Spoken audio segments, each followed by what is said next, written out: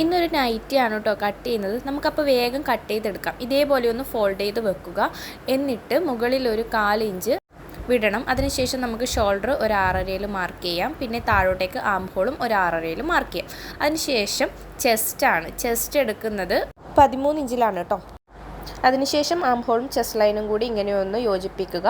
പിന്നീട് നമുക്ക് വേസ്റ്റിൻ്റെ അളവാണ് 14 ഇഞ്ച് താഴേക്ക് എടുത്തതിന് ശേഷം വിഡ്ത്ത് ഒരു 13 ഇഞ്ച് എടുക്കുക. ശേഷം ഫ്രഞ്ച് കർവോ അല്ലെങ്കിൽ ഫ്രീ ഹാൻഡ് ആയിട്ടോ അല്ലെങ്കിൽ കർവ്ഡ് ആയിട്ടുള്ള സ്കെയിലോ യൂസ് ചെയ്തിട്ട് നമുക്ക് ഈ ഷേപ്പ് ഇങ്ങനെ വരച്ചെടുക്കാം.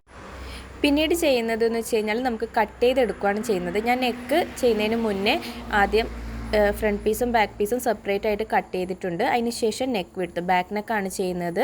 2.5 ഇഞ്ച് വീതിയും ഒരു 3 ഇഞ്ച് നീളമാണ് കൊടുത്തത്.